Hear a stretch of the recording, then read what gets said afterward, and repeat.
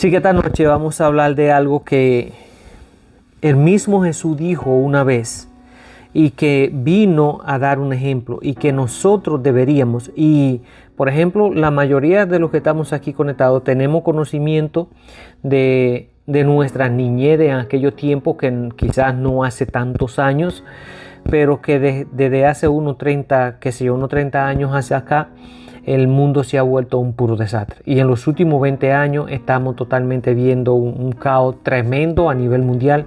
Y no sé qué va a pasar más adelante, pero tenemos nosotros que tratar de educarnos a través de la palabra de Dios para nosotros poder tomar todas estas cosas que se avecinan y que estamos viviendo de otra manera, un poco más calmado, con un poco más de fe en que Dios todo lo puede, depender más de Dios, sea acercarnos más al Hijo para que el Hijo pueda abrirnos esa puerta hacia el Padre, para que Él pueda intervenir por nosotros, porque de verdad que Dios es un Dios de paciencia, Dios es un Dios de amor, Dios es un Dios de misericordia, pero la Biblia dice que Dios es un Dios de fuego consumidor. Amén. Así que no siempre el ser humano va a estar haciendo de la de él sin que el castigo de Dios se venga. Y ya nosotros sabemos por antemano lo que le pasó a la vieja humanidad en aquello tiempo, en dos diferentes casos. Este caso va a ser mucho más fuerte, pero esperemos que dentro de todo esto Dios pueda darnos luz dentro de esta oscuridad. Y lo más importante, darnos fortaleza para nosotros mantenernos firmes. No es fácil. No es fácil. Y tampoco va a ser fácil. Porque mientras más los años pasan, más difícil se pone la situación en todos los niveles. O sea, nosotros debemos de aferrarnos más a las cosas de Dios que a las cosas de este mundo. Porque al final, esas son las cosas que nos van a dar la victoria, no la de este mundo. Así que esta noche nosotros vamos a hablar de dónde debemos nosotros de poner nuestros ojos. Y yo la titulé de esta manera: con la mirada fija en Jesús. Recuerden que toda la Biblia está llena de la Escritura, y desde el Viejo Testamento hasta el Nuevo Testamento. Bueno, en el Nuevo Testamento ya Jesús estaba, pero todo el Viejo Testamento, todas las escrituras desde el principio fueron preparando el terreno para cuando Jesús viniera. Y todo fue refiriéndose, todas las referencias eran como describiendo la venida del Mesías, de Jesús y todo ese tipo de cosas. Que toda la Biblia, la escritura desde el Viejo Testamento hasta el Nuevo Testamento, hace referencia a Jesús. Jesús es la única vía que nosotros tenemos, es el único abogado que nosotros poseemos como seres humanos para que nos pueda defender el día del juicio. De ese juicio nadie, según la Biblia, nadie se va a escapar. Igual que de esta vida. De esta vida ninguno nos vamos a escapar de la muerte. Sea bueno, sea malo, todos vamos a morir algún día. Y tenemos que tener eso bien clarito. Sea a los 100 años, a los 50, a los 60, a los 70, pero de que no vamos, no vamos. Entonces, mientras estamos aquí, entonces vamos a ocuparnos de que este tiempo que Dios nos está regalando, nosotros podamos aprovecharlo de una forma que sea de fortalecimiento espiritual y de un acercamiento hacia Dios. No como nosotros vivíamos en los tiempos de antes. Yo recuerdo cuando yo era niño que había un cierto temor a Dios, había un respeto hacia Dios. Desafortunadamente ya todo eso se ha perdido. Y si nosotros no volvemos a las sendas antiguas, como dice la Biblia, nosotros nos vamos a encontrar en situaciones muy difíciles. Esperemos que quizás la palabra de Dios puedan hacernos reflexionar y nosotros podamos corregir ciertas cosas que tenemos que hacer en nuestra vida. Recuérdense, en varios libros de la Biblia, Dios nos advierte acerca de seguir las corrientes de este mundo. No debemos de seguir los pasos de este mundo porque van en contra de la voluntad de Dios. Y al fin y al cabo, Dios es el que va a darnos la gloria, pero nosotros somos los que vamos a decidir aquí hacia dónde nosotros queremos ir. Entonces nosotros tenemos que tener la la mirada fija en Jesús, porque es el único que nos va a ayudar. Entonces, para estos versículos nosotros cogimos Hebreos 12 del 1 al 11 y vamos a ver qué dice la palabra. Dice así: por lo tanto, también nosotros que tenemos tan grande nube de testigos a nuestro alrededor, liberémonos de todo peso y del pecado que nos asedia y corramos con paciencia la carrera que tenemos por delante. Fijemos la mirada en Jesús, el autor y consumador de la fe, quien por el gozo que le esperaba sufrió la cruz y menospreció el oprobio y se sentó a la derecha del trono de Dios.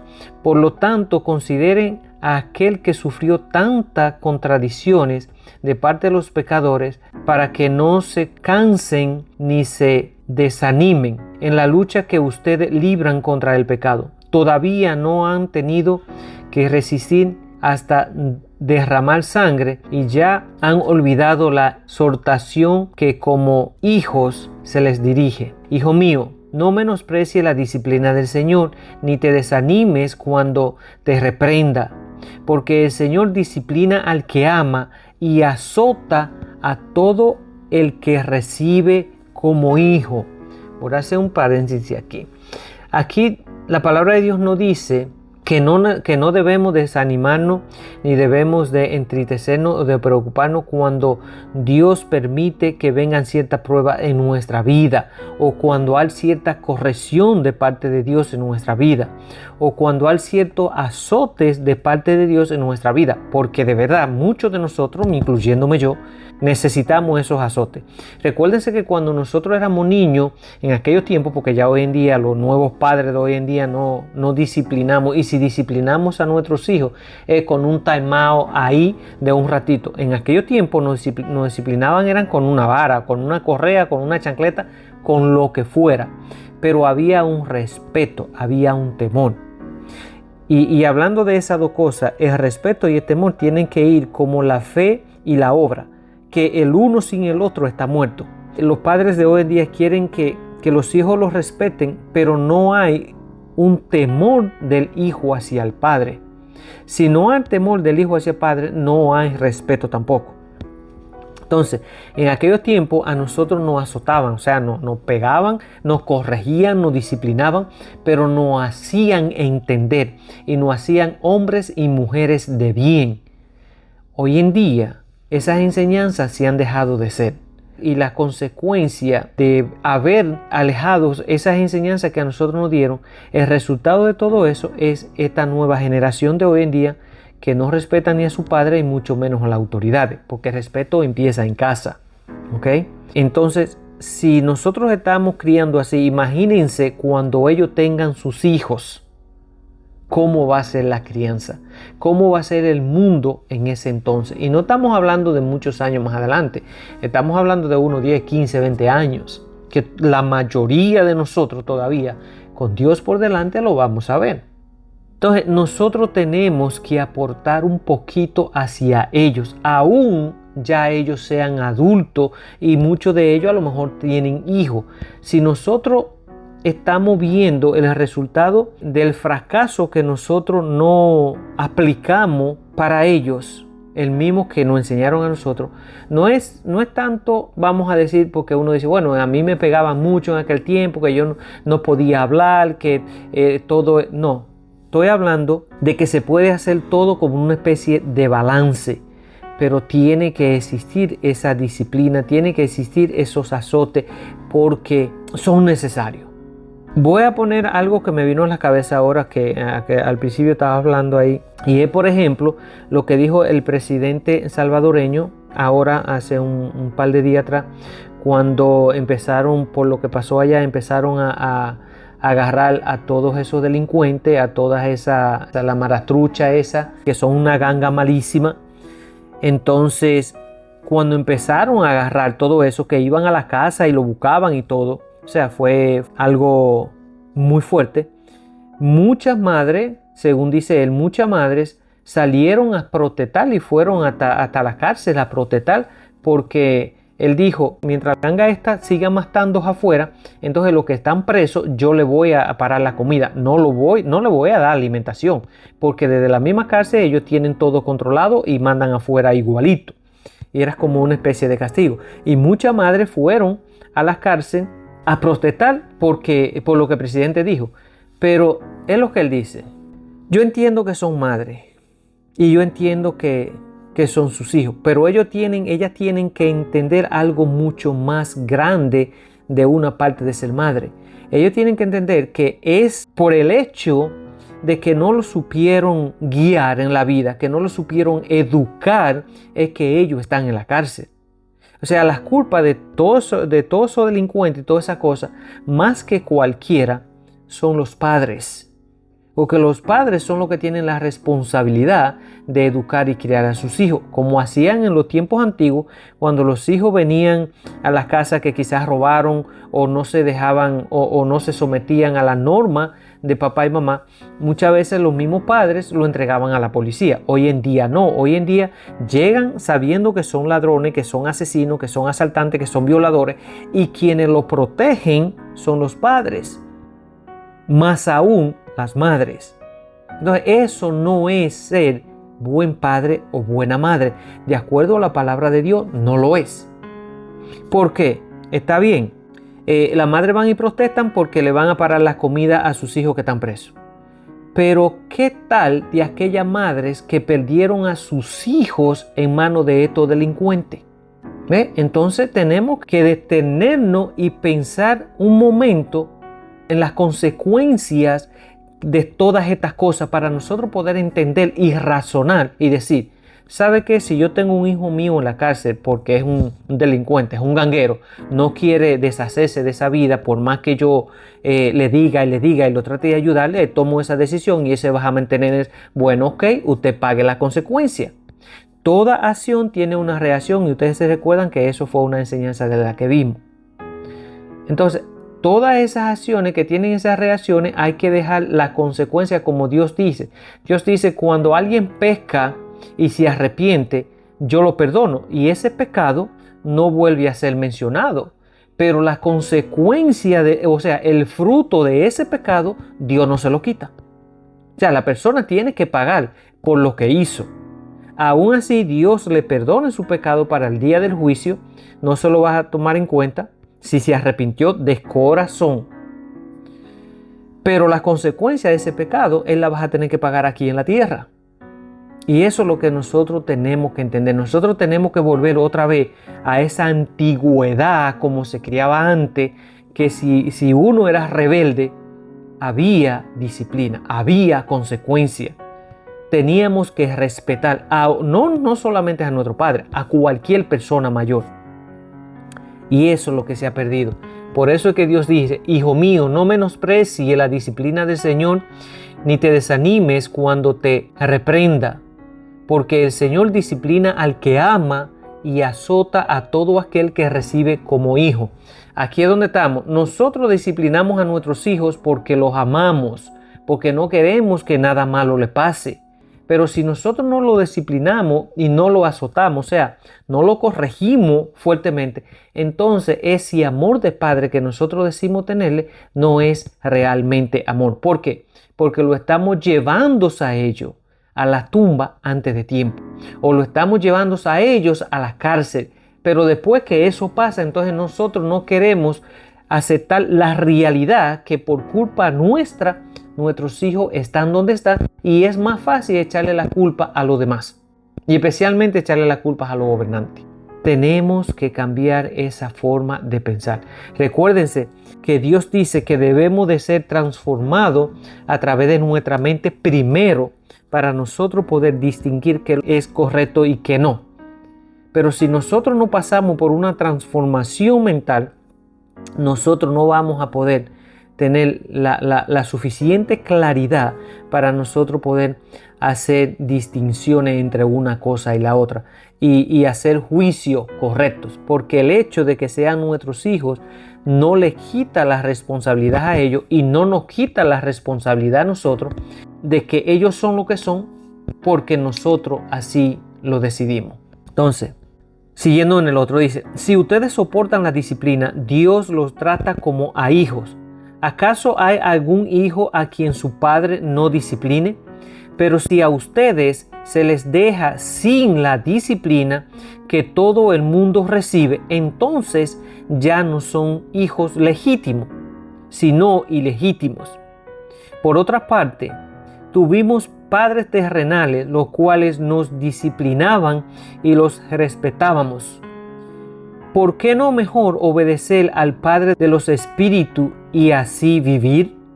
La verdad es que nuestros padres terrenales nos disciplinaban por poco tiempo y como mejor les parecía, pero Dios lo hace para nuestro beneficio y para que participemos en su santidad.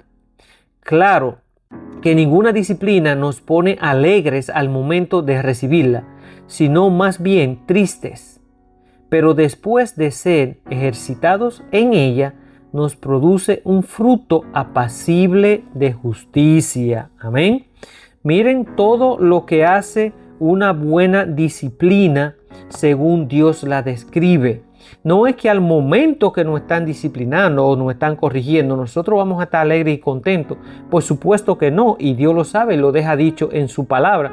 Dice, pero al tiempo vas a ver el resultado de esa disciplina, que vas a ser bueno. Y eso es lo que nosotros necesitamos. Ahora, ¿deberíamos nosotros de alguna manera influir en nuestros hijos, en nuestros nietos? Sí. ¿Por qué? Por lo primero que estábamos diciendo al principio. En los tiempos que nosotros veníamos subiendo, a nosotros quizás nos llevaban o nos obligaban de alguna forma u otra a escuchar la palabra de Dios, de cualquier tipo de religión que fuera. En aquel tiempo eran más las católicas que ejercían más poder, y casi la mayoría de nosotros fuimos criados bajo esa religión católica. Pero de alguna forma, fuera como fuera o religión que fuera, nos enseñaban que había un Dios que nosotros teníamos que tenerle temor y que había un diablo al cual nosotros deberíamos también de tenerle temor, que había una gloria y que había un infierno. Eso es sin duda que todos nosotros lo conocemos. Nos enseñaban que si nosotros nos respetábamos a nuestros padres, había consecuencia. Ellos tenían el conocimiento, porque la palabra nos enseña a nosotros que dice, honre a su padre y a su madre y tendrán larga vida y buena vida en la tierra. Y honrar es una palabra, o sea, esa palabra tiene un significado grandísimo. Y eso era lo que nosotros hacíamos en aquello tiempo. Y por eso Dios nos cuidó y Dios estuvo con nosotros. Aún nosotros quizá andábamos en nuestro mundo y andábamos como pecadores, pero Dios tenía ese cuidado de nosotros porque nosotros de alguna forma, quizás sin conocerlo, pero porque nos lo enseñaron, nosotros estábamos aplicando esa parte de esa Biblia que Dios dice que es el único versículo que existe en la Biblia donde dice, tú haces y yo te respondo de una vez. O sea, Dios dice, si tú honras a tu padre y a tu madre, yo me comprometo en darte larga vida en la tierra. Y no larga vida, sino también buena vida. Pero ¿qué ha pasado? ¿Qué ha pasado con todo esto? El diablo sabe eso y ha dicho a la nueva generación, no, usted no tiene que someterse a su padre, usted no tiene que obedecer a su padre. ¿Por qué? Porque el diablo sabe que si nosotros somos rebeldes a nuestro padre, nuestra vida va a ser corta aquí en la tierra y no muy buena que digamos. Y nosotros estamos viendo los resultados de eso. Esa desobediencia hacia los padres está llevando a esta nueva generación a que muchos no lleguen a los 30 años. Mientras que en aquellos tiempos la gente se moría de viejo. Mis bisabuelos se murieron, qué sé yo, de 100 y pico de años ellos.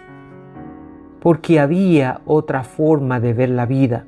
Había una manera más cerca al modelo de Dios que al modelo del diablo que se está viviendo hoy en día. Yo sé que esa palabra suena fuerte, pero es la realidad y así tenemos que decirlo. Miren a dónde nosotros vamos yendo como humanidad y tenemos que recapacitar en cuanto a eso. recuérdense que nunca se le olvide, nosotros no vamos a estar aquí para siempre. Y por mucho que nosotros nos aferremos a esta vida, porque la verdad es que ninguno de nosotros se quiere morir, por mucho que nosotros nos aferremos a esta vida, algún día vamos a partir. Entonces, si tenemos ese conocimiento, no nos vamos a aferrar tanto a algo que no va a existir para siempre. Vamos a aferrarnos a algo que nos va a dar la victoria y que nos va a ayudar a existir para siempre cuando ya nosotros no estemos en este mundo. Ese es un retiro permanente el que nosotros vamos a tener cuando nosotros dejemos este cuerpo. Pero si lo hacemos bien, porque si lo hacemos mal, también va a ser un retiro permanente, pero para el sufrimiento. Con esta palabra, si lo dejamos así, vamos a estar siempre recapacitando en lo que nosotros escuchamos de parte de Dios y en lo que leemos de parte de Dios para nosotros poder hacer un poquito de cambio.